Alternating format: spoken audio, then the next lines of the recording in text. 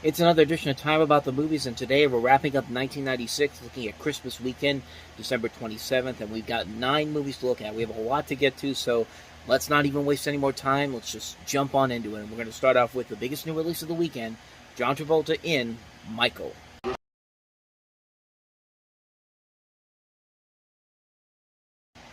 Well, at least it was better than Mixed Nuts, the last movie Nora Ephron did, but this is certainly not up to par with her previous work. And, for John Travolta, who had another big hit in 1996 that we already looked at with Phenomenon, which is a far superior film, I could see the potential with this movie, but really, it really doesn't know what kind of a film it really wants to be. Does it want to be a straight-up fantasy comedy? Does it want to be taken or does it want to be taken seriously? Because it really has a hard time figuring out what kind of a tone it wants to set, and it has a great cast to really work off of, too. Travolta, Andy McDowell, William Hurt, Bob Hoskins, Joey Lauren Adams, Robert Pastorelli.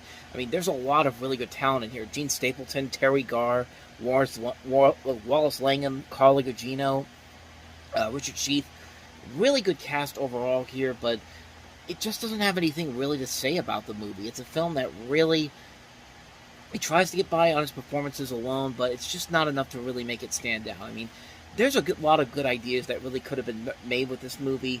I mean, John Travolta can be a really good actor. We've seen him in great movies, a couple of really good movies in this particular year. Phenomenon, of course, Broken Arrow was a fun movie. But here it just feels like they just kind of really didn't have a whole lot to work with here. They just knew they had John Travolta and they had the Angel Wings, and that's the way you're going to sell the movie. And in a way, it did kind of work because it was a big hit at the box office. But as far as the film itself goes, it's a pretty lackluster film. I really would not recommend it, but I'll give it this, though. It's not the worst thing John Travolta has ever done. So, and again, it's better than Nora Ephron's last movie she did, which was Mixed Nuts. So it's a step back in the right direction, even for a film that's not really all that great. So with that said, let's go ahead and move on to the next movie, and that is The Evening Star.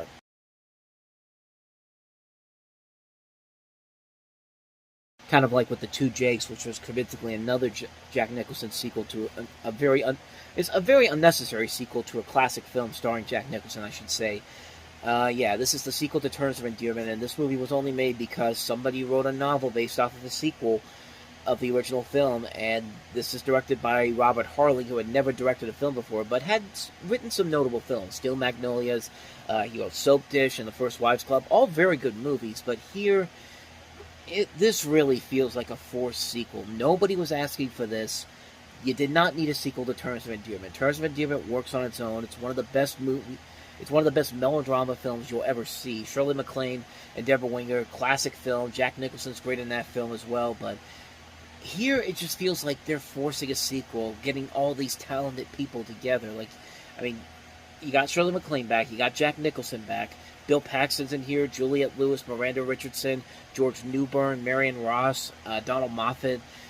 Just a phenomenal cast here, but again, kind of like with Michael, it just doesn't have anything that warrants really to be coming out here, and it just really, it's not a very solid film. It's a film that just feels like it's just forced out because, hey, Terms of Endearment was a huge success 13 years ago. Let's make another movie. And a lot of death in this movie. I feel like they did that because, well, one of the things that was keeping Terms of Endearment together was the death of Deborah Winger. So let's just multiply it by 1,000. It's just like, okay, maybe not 1,000, but you get the idea. There's way too many people that die in this fucking movie. It's just like, come on, man. Like, this movie really is just pushing itself. Like, there was no reason to make this movie. None at all. Like, I don't care if there was a sequel book made to this. It's just like, just because something has a sequel that's a book, it doesn't need to be a sequel in real life. Like, To Kill a Mockingbird did not need a sequel, but we got a sequel later on down in life, over 6 years later, in book form. And you know what? That was not a great book either. And I'm glad that they never made that into a film. But I say that now. But watch, somebody's going to do it. By the time we're recording this, the writer's strike is still going on. So maybe that's a good thing that the writer's strike isn't going on. But I digress, though. The Evening Star, just a pointless sequel on so many levels. There was no reason to make a sequel to this. You don't have you don't have James L. Brooks back. You got Shirley MacLaine and Jack Nicholson back, and that's the only thing you're selling this movie on. It's not a great film. It's a mess of a film. Absolutely pointless. So with that said, let's go ahead and move on to the next movie, and that is Woody Harrelson in Milos Forman's The People versus Larry Flint.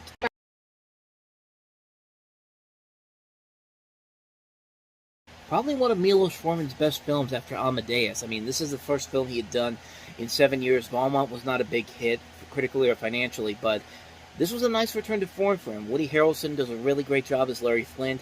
Edward Norton is great playing Alan Isaacman. James Cromwell, Crispin Glover, Vincent Schiavelli, James Carville, Norm Macdonald's also in here as well, and even Larry Flint himself is in here. But the biggest surprise of this whole movie, I think it took a lot of people by surprise, was the fact that Courtney Love really was one of the strongest elements of the movie. I mean, it showed that, hey, she really could act, and you really were waiting for her to really take that leap and to become this big future actress and superstar, but that it never really got that way. I don't think she ever did another. Well, she did a couple of other films. She was in Man on the Moon, 200 Cigarettes, and Trapped. But other than that, though, this is probably the best movie she ever started because it really did show her potential as an actress. But of course, she kind of took a downward spiral after the new millennium began. But at least in here, you got to see what she could do as an actress if you give her a really good script to work with. And this is a really good film. It's an entertaining tribute to Larry Flint while also kind of satirizing him and also acknowledging the flaws of his character. And it's a really solid, enjoyable film. It's a film that it also really shows how much Woody Harrelson has his range as an actor. I mean, I really don't think anybody else could really play this role other than Woody Harrelson, even though they wanted Bill Murray or Tom Hanks, which probably would have been a whole lot better. But I think Woody Harrelson does a great job here, and he's one of the main reasons why this film is so damn good. I mean, People vs. Larry Flint, I'd highly recommend checking it out. So with that said, on to the next movie, and that is Madonna starring in Evita.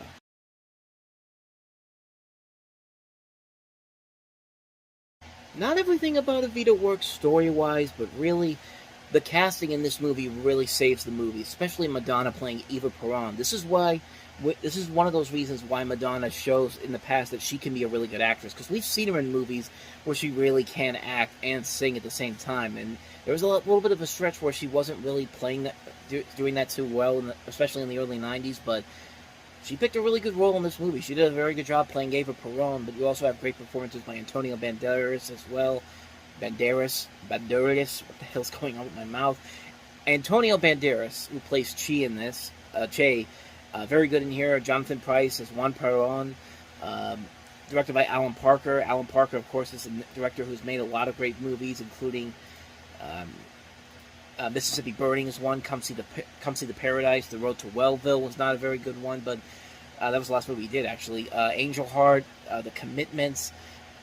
He's made some really good movies. Some not so good as well, but this is a guy that still could be trusted on if you give him the right material to work with here. And you got the music of Andrew Lloyd Webber and Tim Rice as well.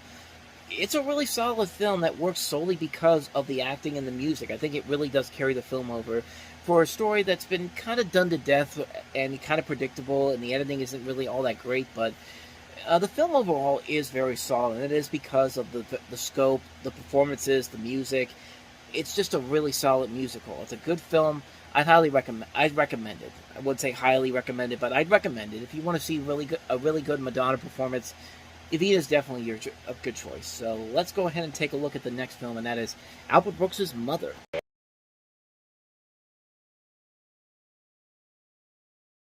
And then the movie takes a dark turn at the end, where Debbie Reynolds pulls out her heart, and it just gets crazy, and all that isn't all left up at the end. Of course, I'm referencing the Jennifer Lawrence Mother, directed by Darren Aronofsky, which is a really good movie on its own, and it's extremely dark, and you should check that out. But before you do, here's another Paramount movie with the name Mother to it, and it's a lighthearted comedy with Albert Brooks and Debbie Reynolds, and it's a really damn good movie. It's not quite as good as Albert Brooks' last movie he did, Defending Your Life, which I still think that's a far superior film, and probably his best film overall, but this is a really damn good movie, and it works because it's a lighthearted comedy. You got two really good performers here. Albert Brooks can be very funny and is given a very solid performance in here. He directs pretty well, too.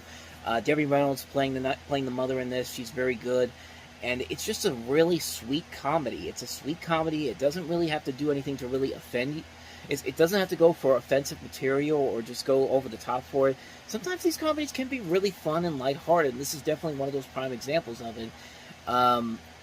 You got a really good cast besides Brooks and Reynolds, Rob Morrow from Northern Exposure, John C. McGinley, Lisa Kudrow. Uh, just a really good cast here. Really fun material overall. I really like it a lot. I think it's a very underrated film, especially for people who like Albert Brooks but don't really see a lot of his work. I think a lot of his movies really are kind of underrated. Like, he's made a lot of really good movies, like the previously mentioned Defend Your Life, this film, and then his next film, The Muse, is very good too. I'd highly recommend checking this one out if you haven't seen it already. Mother is a very good movie, very underrated film. I highly recommend it. So, with that said, on to the next movie, and that is The Portrait of a Lady.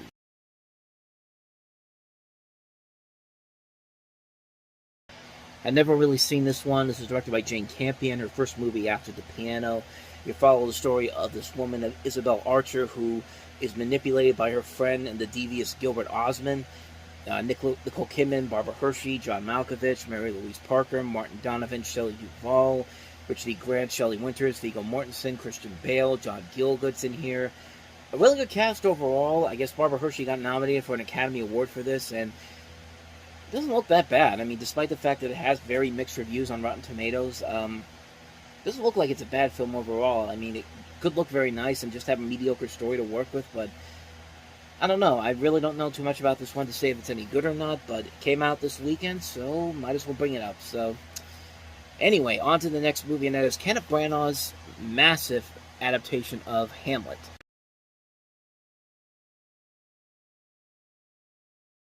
And when I say massive, I mean massive on so many levels. First off, it's an unabridged version of Hamlet, which means this runs for over 4 hours long. The setting is updated to the 19th century, but its Elizabethan English text remains the same.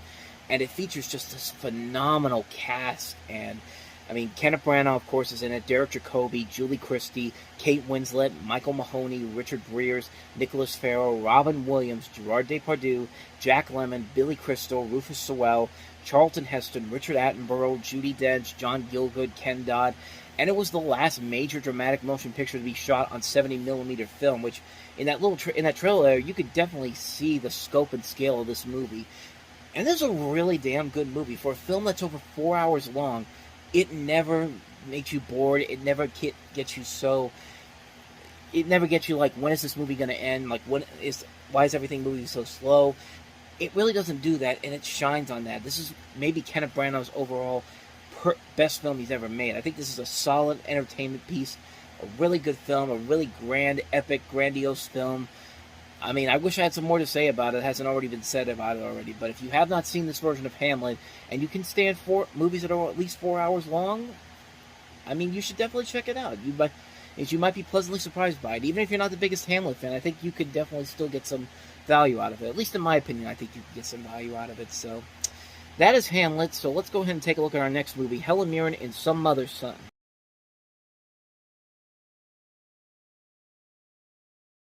Coming this Sunday to NBC. I mean, really, when you look at that trailer, you can't tell me you don't expect to see a Sunday on NBC or on the CBS Sunday Night Movie type of thing. That's a preview that reminds me so much of the old school promos they used to do for movies on television. And it's directed by the same people that did In the Name of the Father, which it definitely feels like the same movie, honestly. It doesn't really feel like there's anything that different from that film, nor does it really feel like anything unique or different. I mean, the performances may be good enough to keep it going, but I've never really seen this film to really understand if it's any good.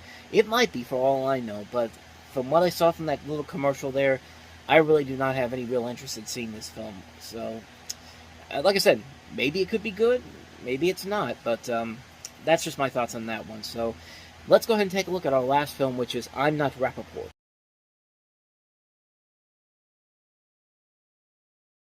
You're following the story of two guys. One of them is played by Walter Matthau. He's a cantankerous left-wing Jew, and the other is an African-American man played by Ossie Davis, who they spend their days sitting on a beach in Central Park trying to master the realities of aging, mainly taught through the tall tales that Nat spins. And it tackles several issues: social society's treatment of the aged, the difficulties dealing with adult children who think they know what's best for their parents, the dangers that lurk in urban areas, and its title itself comes from an old vaudeville joke, a variation of which evolves into dialogue between the two protagonists. This is based off of a play written by the director of this movie, Herb Gardner. I never really knew anything about it, honestly, and I might be wrong about this, but I think this is one of the reasons why Walter Matthau dropped out of doing My Fellow Americans to do this movie, which the movie itself, I think, could work just because of Walter Matthau and Ossie Davis alone. Seeing those two together, I think, really could make this movie stand out on its own. You also have a cast that also includes Amy Irving, Craig T. Nelson, Martha Plimpton, Boyd Gaines, Guillermo del Toro. Good lord, Guillermo del Toro is not in this movie. I almost said that, but it could be good. But excuse me. But I think it will work mostly because of Matthau and Davis. I think having those two together really would save the film overall. But other than that, though, there's nothing else that really makes me want to see this now. But I mean, it's got my interest mostly because of Matthau and Davis. I want to see what they can do with a movie like this. So maybe one day I'll definitely check it out. I'm not Rappaport. So we are finally finished with 1996. That was it for this edition of Time About the Movies. But next time we meet, we will head into 1997. But before we do that, we'll jump into some 1996 leftovers, which for the first time, I'm actually going to cover some movies that actually were not in theaters. Some of them were made for video, some of them were made for television, some of them got shipped to video. There's movies on here that was not on Box Office Mojo's website, but ones I want to cover. So next time we'll take a look at a couple of movies here, including Aladdin and the King of Thieves, mostly for what happened with Robin Williams with that movie. The Late Shift, the movie about the battle for the Tonight Show between Jay Leno and David Letterman. Project Alf, the finale to Alf, which comes 6 years after the show ended. Welcome to the Dollhouse, an underrated, a very well-known film that was surprisingly not listed on here for 96. Theodore Rex, one of the biggest direct bombs ever, because this was a film that was supposed to go to theaters, but got shipped direct-to-video and ended up becoming the most higher budgeted direct-to-video film ever. But when an $80 million movie goes from theaters to VHS, that should tell you right there. We also have some reissues of Willy Wonka and the Chocolate Factory and Vertigo we'll look at, and we'll also look at the infamous Mad Dog Time. So that is 8 movies we'll look at next time. So that will be the way we'll start 1997 with the 1996 leftovers. That will be for next time, but until then, thank you very much for watching, and if you want to see more videos like this, please hit the playlist on the next page, check out the previous episode, and I will see you guys tomorrow for another episode. So thank you very much for watching. I'll see you next time, and until then, as always, take care.